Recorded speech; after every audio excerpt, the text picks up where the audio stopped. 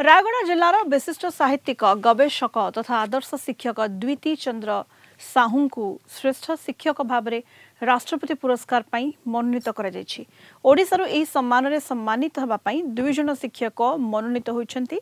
रायगड़ा अनुसूचित जनजाति विभाग विलेशु हाईस्कूल शिक्षक द्विती चंद्र साहू आसंता सेप्टेम्बर 5 तारिख दिन तांको नुआदिल्लीर विज्ञान भवन ठारे राष्ट्रपति द्रौपदी मुर्मू सम्मानित करिवे।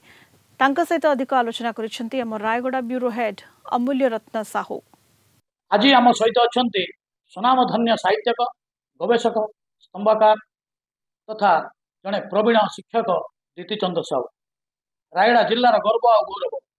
आज से राष्ट्रपति पुरस्कार मनोनीत होती। एथिपूर्व से साउंटी अनेक पुरस्कार, अनेक अभिज्ञता, अनेक सम्मान।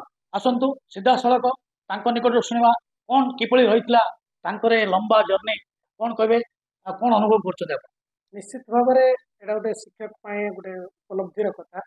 जड़े शिक्षक हिसाब से स्वप्न देखी था एक पुरस्कार हासिल सम्मान हासिल तेणु निश्चित भाव में खुशी लगुच। ये जो सफलता यार श्रेय आप देवे?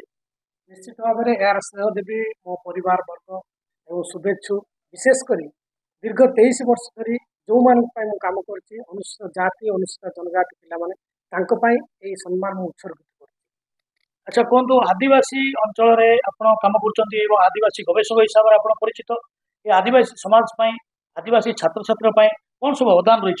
देखो मो जब चाकरी जीवन आरंभ कली जनजाति पिलांकर सर्वांगीन विकास रे केवल शिक्षा नहीं सामग्रिक विकास दिगरे मु ध्यान देछि।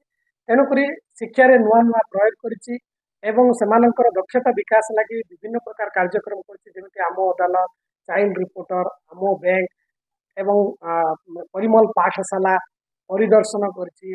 ता सहित आमर म्यूजियम तैयारी कराइछि। ए व्यतीत आमर नुआ प्रयोग जेमिति आम अंचल इलेक्ट्रिसिटी एवं इंटरनेट असुविधा रही तेणु आईसीटी मटेरियल्स किभली विद्यालय स्तर विदाउट इलेक्ट्रिसिटी इंटरनेट कम्युनिकेशन विद्यालय स्तर हम से विभिन्न प्रकार क्षुद्र चलचित्र कर 3टी चलचित्र जो जलवायु परिवर्तन यूनिसेफ आयोजित कोल्लण फिल्म फेस्टिवल रे प्रीमियर होती पुरस्कृत कर।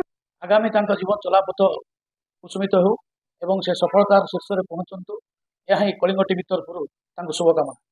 रायगड़ू अमूल्य रत्न साहू, कलिंग टीवी।